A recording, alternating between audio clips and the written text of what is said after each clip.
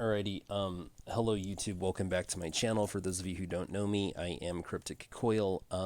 For those of you who do know me, you may know that I already uploaded a book haul today. But that's stuff that I've accumulated over the last several weeks since I last did a book haul. I had the day off today, so I decided to make the rounds, hit up all the different thrift stores here in town, and I even went to the next city over and I hit up their Goodwill. And I found some pretty good stuff today. I came back with a lot. I also hit up Barnes and Noble, and um, I'll get to that later. First, let me just get into today's book haul. So the first book that I found, and I actually found this a few weeks ago at a certain thrift store, and it was still there when I went today. Okay, this is Blitzcat by Robert Westall. Now, Robert Westall wrote a point horror book, which is something that my audience particularly cares about. He wrote a book for point horror called The Ghost of West Abbey, or something like that. And this one is called Blitzcat, and that is a really cool cover. And to tell you the truth, I pretty much just bought it for the cover. I don't intend to read it. It's not a horror book. It's actually about World War II, as told from the perspective of a cat. So I will not be reading this, but it is it is cool that I have it. And let me show you the spine. I mean, it has the point logo, so I mean, it's a point book. It's Robert Westall, and it's got a cool cover, so why not, right? Then I picked up this book. I had this when I was a kid. It says right here, Weekly Reader Book Club, and I'm pretty sure my mom had me signed up for that, like when I was a little kid, like first grade through third grade or something. And this was one of the books that I had. I think that for Halloween, I even went dressed up as this boy. His name was Wallace. So this was in really good condition. And just because it was something that I had as a kid, I just decided to pick it up. All right. I also found another Mary Downing Hahn book, and this one is called December Stillness. And this isn't a horror book by any means. This is actually about a girl who she has to write a report for school, and she meets this homeless veteran who served in Vietnam. And he tells her about his experience serving in Vietnam and how horrible it was. And her father also served in the war, and he never talks about it. And so she, even though she wasn't around for it, it's basically how the war affected her. And she also has other things going on at home, like with her mom and with her best friend, who all of a sudden is like more into boys than anything else. And so, I mean, it's just about a teenage girl dealing with, some issues while she has this homeless veteran in her life, and while that piques her curiosity as to why her father never talks about the war. It sounds interesting. I don't know if I'm ever going to get around to reading it, but it is cool to have another Mary Downing Hahn book in my collection. And then I'm actually a little bit more excited about this one. I have another Joan Lowry Nixon book in my collection, and this one is called Secret Silent Screams.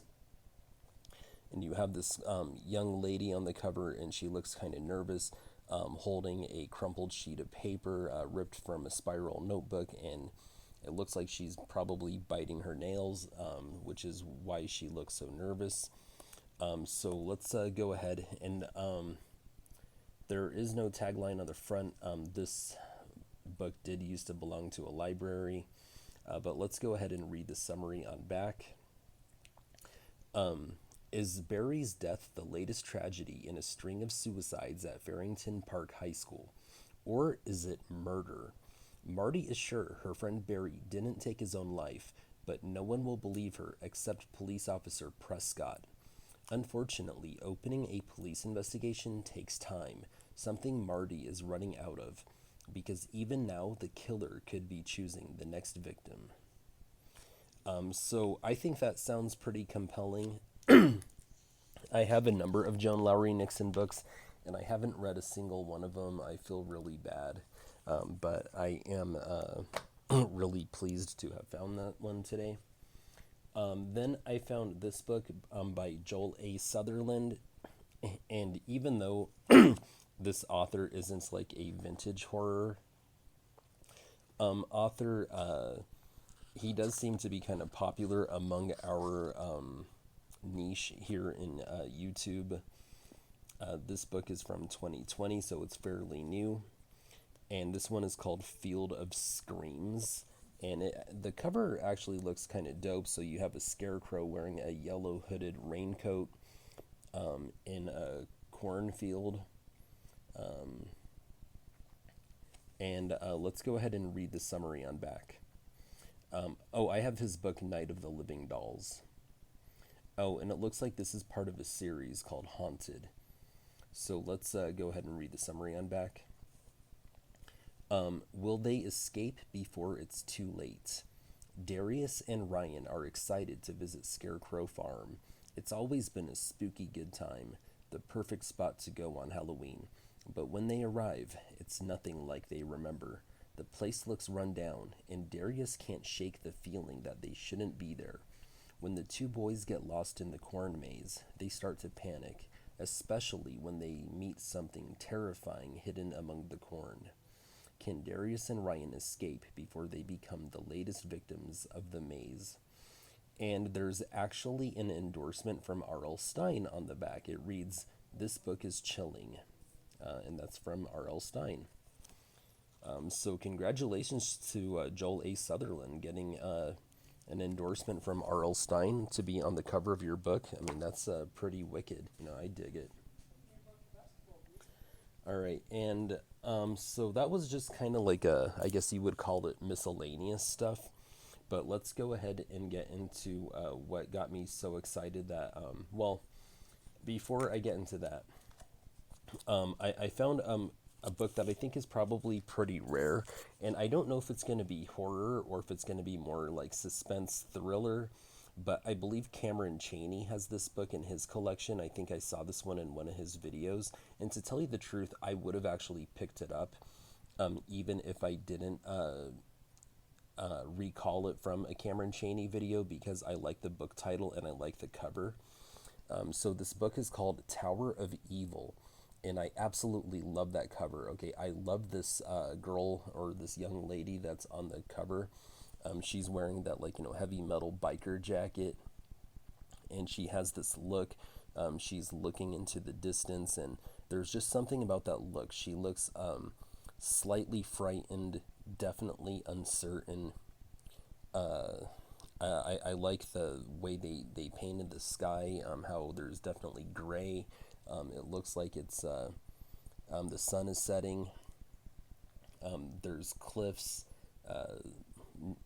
in a tower near the ocean. I mean, this is just a really cool looking cover in my opinion. So I liked the cover, I liked the title, and the tagline on the front reads, "A horrifying secret hides within its walls." And remember, this book is called Tower of Evil.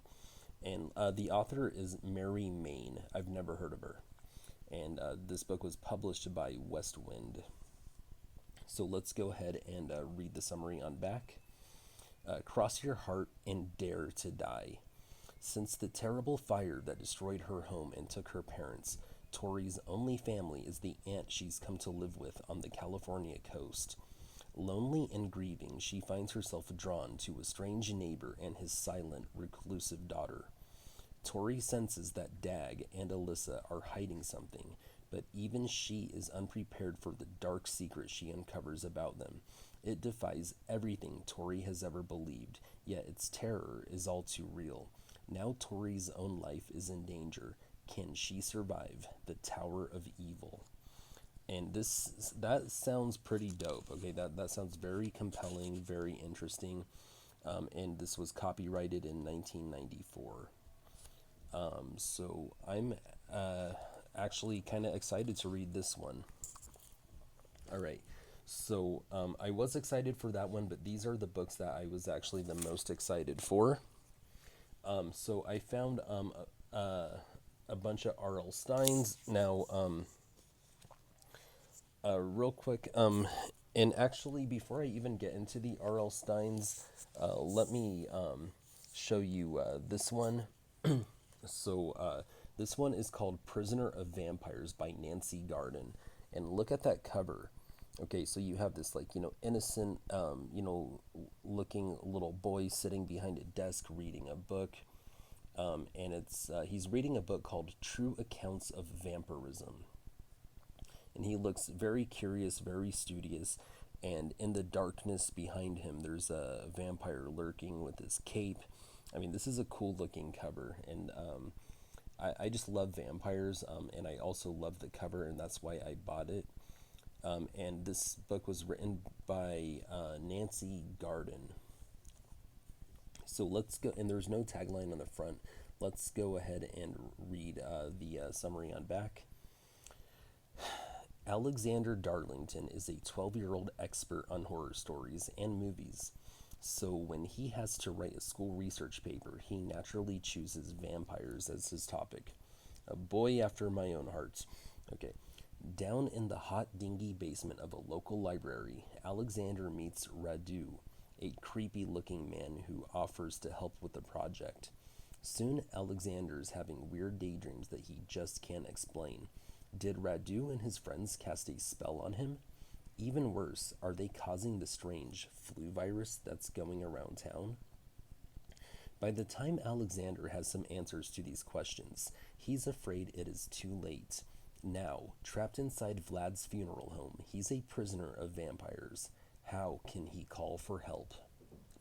So that sounds pretty dope, and this book is like in super good condition. I don't think it's ever been read. I'm not sure if it's ever even been opened. The spine is so sturdy and rigid, strong and healthy. Okay, so this book was written in 1984.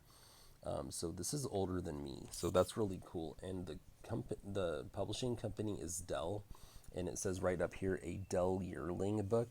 And I really do enjoy finding these vintage middle grade horror Dell Yearling books, these paperbacks. I have a few of them, and so it's cool to add one more to my collection. And before I get into the R.L. Steins, let me show you some other stuff. So this was one that I was super excited for. I found yet another Nightmare Hall book out in the wild. So this is Nightmare Hall number 16, and this one is called Book of Horrors. And I believe this is only my third or fourth. I think this is my fourth, actually. And I've only ever found these out in the wild. I have not ordered any online. I haven't gotten any Nightmare Hall books with any book hauls that I've done for, like, the other vintage horrors. So it is actually cool that I've been kind of finding these out in the wild over the last year. I mean, very sporadically, but nevertheless, it's still really cool. So anyway, so this is book number 16. It's called Book of Horrors, and the cover looks pretty cool. I mean, you have this, like, crow or this raven, this big bird too, attacking this poor young lady. And let's go ahead and read the back.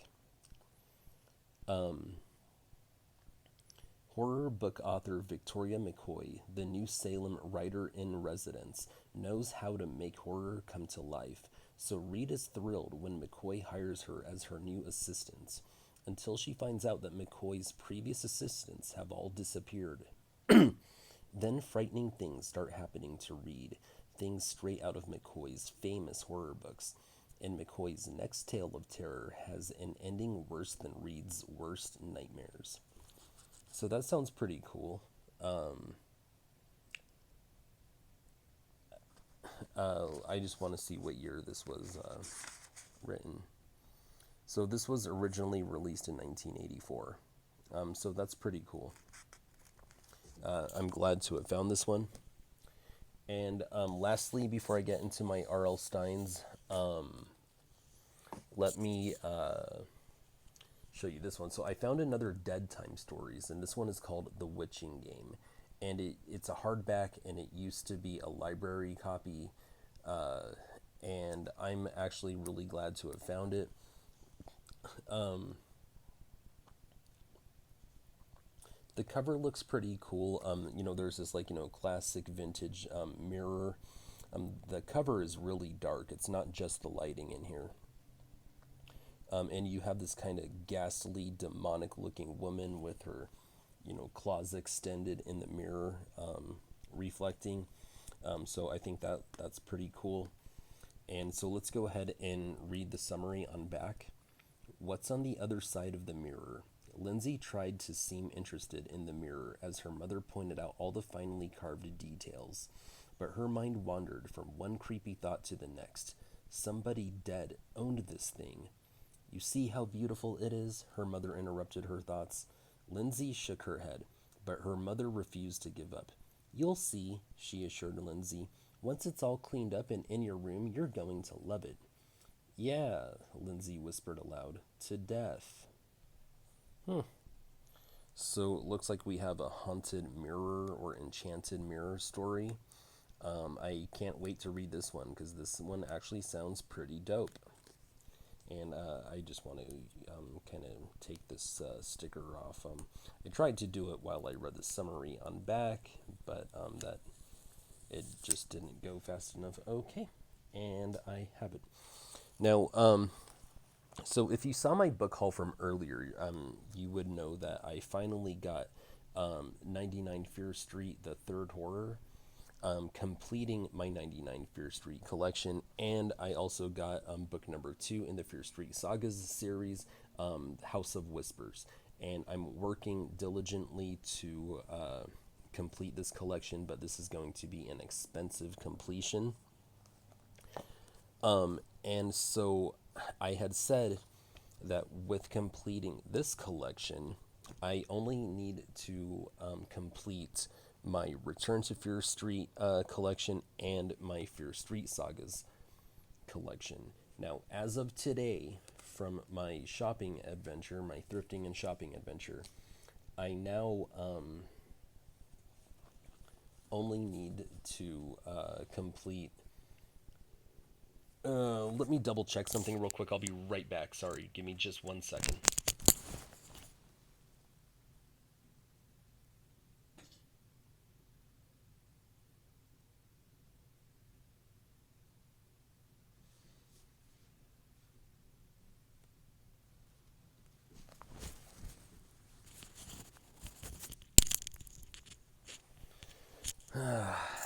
My bad.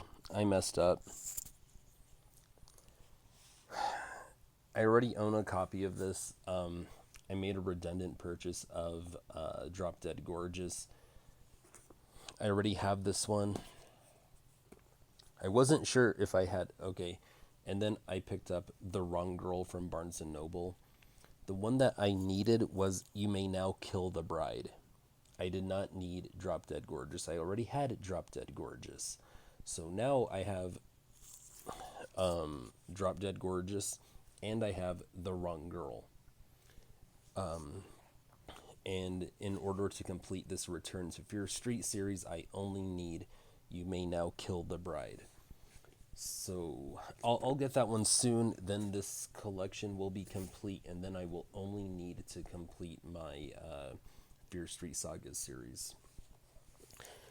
So on a video way back when, I already read the summary on back here. Let me go ahead and read the summary on back for this one because there is no tagline on the front. Poppy Miller swears she will get payback for Jack Saber's cruel prank that humiliated her in front of all her friends. Then her classmates start turning up dead. All eyes are on Poppy. Is Poppy being framed, or did the kids of Shadyside High mess with the wrong girl? In this all new Fear Street story, only one thing's for sure: someone is out for deadly revenge. So I like a good revenge story. Kind of like Hostel. And not that I ever care to see it again, but like I spit on your grave. So this one was released in 19 2018. I'm a little disappointed. I was all happy thinking I completed that collection. I just need one more book. All right, and then the other one that I found at a thrift store today was Eye Candy by R.L. Stine.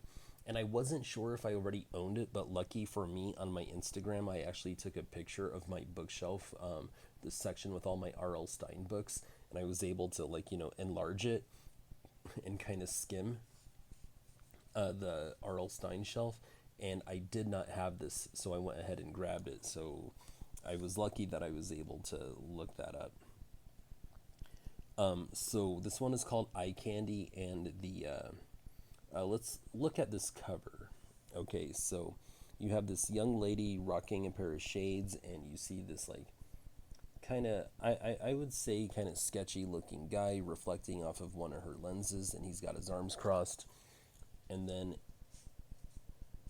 in the next lens, I don't know what that is. It's like a palette behind a cage. So let's go ahead and let's read the tagline on the front. And it reads, "She's got killer looks and a deadly admirer." So, drop dead gorgeous with an emphasis on dead. Didn't I have some other weird coincidence happen from my previous book haul? Because I have drop dead gorgeous here, and then... Okay, continuing with the summary on back. Lindy Sampson is a beautiful 23-year-old New Yorker with a problem. She's too beautiful, and guys are intimidated by her. Her roommate suggests internet dating and writes a personal ad for Lindy, calling her Eye Candy. The responses pour in. Suddenly, Lindy is dating 4 guys at once and having the time of her life. I'll bet. Until she gets a terrifying note that warns, "Don't say no, Lindy. Keep going out with me. I'll mess you up if you ever say no." Who wouldn't feel good after receiving a note like that? Which one of her admirers is a deadly freak? Lindy is now forced to say yes to everything the 4 men ask of her: dates, invitations to spend the night, anything. From the East Village to the Hamptons, panic and paranoia shadow her every move. Lindy suspects everyone, even the one person she thought she could trust. But Lindy Sampson doesn't know the half of it, and what she doesn't know could kill her. Okay, that sounds dope. That sounds like right up my alley. I like, freaky, disastrous, like, romances for some reason. This just sounds like a good time for everyone except her. All right, so this one was copyrighted in 2004. So that sounds pretty cool. I'm glad I found it. And there was one other. What